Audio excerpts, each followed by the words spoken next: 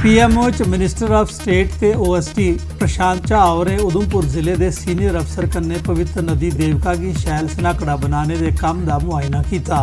देवका नदी की शैल बनाने का सबूरा प्रोजैक्ट 2 ब'रे च मुकम्मल होग। ये प्रोजैक्ट PMO च MOS डॉक्टर जितेंद्र सिंह उनका ड्रीम प्रोजैक्ट है। वो बड़े चाह ते उत्साह कन्नै इसकी पूरा करवाने च दिलचस्पी लै करदे न।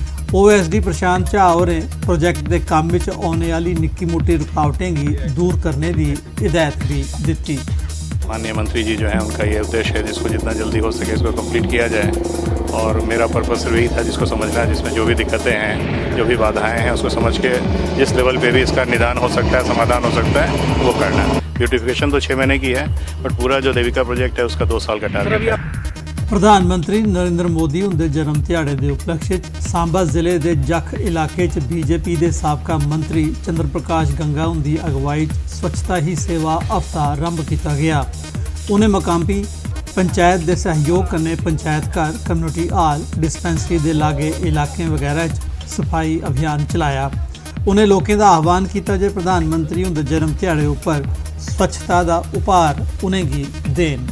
बड़ा इक्कै कर्तव्य है कि इस सप्ताह के अस जिन्नी जागरूकता फैलाई सकचै, चाहे वह स्कूलों के माध्यम कन्नै है, चाहे वह समाज के हर ग्रां के जाइए कि अस लोग खुद सतर्क होचै, अपने घर ग्रां गली की सफाई रखचै, जिहदे कन्नै कि साढ़े वातावरण शुद्ध होग। साढ़े पुंछ जिले च प्लास्टिक ते पॉलीथीन की थैलियां के इस्तेमाल उपर रोक लाने लई लोकें की जागरूक बनाने ताईं एक अभियान आरंभ किया गया।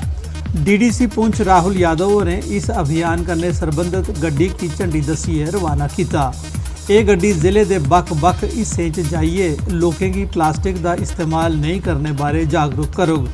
ये अभियान 2 अक्तूबर तोड़ी जारी रहोग। इस मौके बक्ख-बक्ख महकमे के अफसर ते NGOs के नुमाइंदे भी मौजूद है। स्वच्छता ही सेवा के अंदर जो कैंपेन जो है चलाई जा रही है प्लास्टिक फ्री मूवमेंट करके, उसके तहत जो है सर हम डिफरेंट प्रोग्राम कर रहे हैं, जिसमें हमने सर 14 तारीख को सब सरपंच परिवार से भी एक मीटिंग की थी कि ग्राम सभा लेवल पर भी आप जो है प्लास्टिक फ्री मूवमेंट का आगाज़ करें।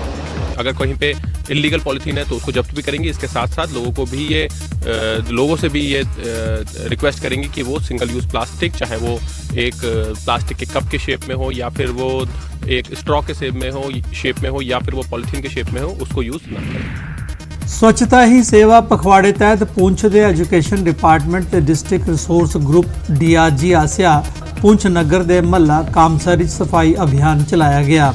इस ग्रुप के मैंबर ते टीचरें हिस्सा लेता। अभियान की अगवाई ग्रुप के मैंबर दर्शन भारती, हरीश शर्मा ते हारून राठौर ने की थी।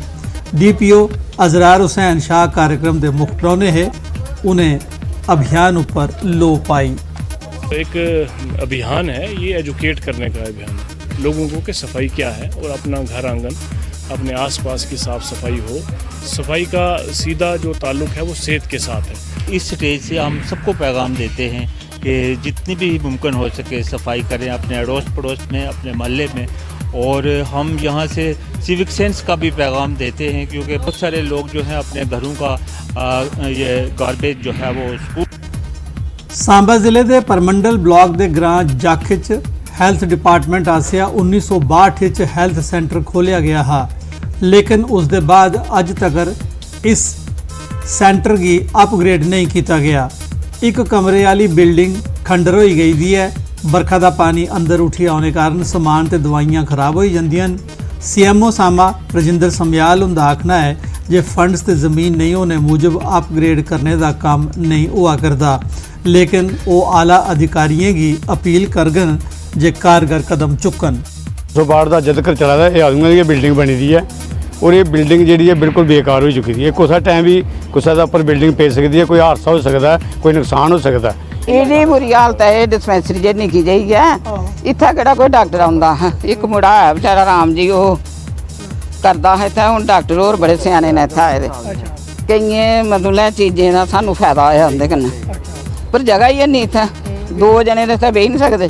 10-15 ग्रां है जिहड़े इत्थों दा फायदा उठाई सकते हैं। अगर गवर्नमेंट ने अपग्रेड किया तो बिल्डिंग जी बननी चाहिए, जमीन पेदी है, सिर्फ उसी ट्रांसफर करना मैडिकल डिपार्टमेंट से ना वो काम जो लटका तो DC साहब को भी है।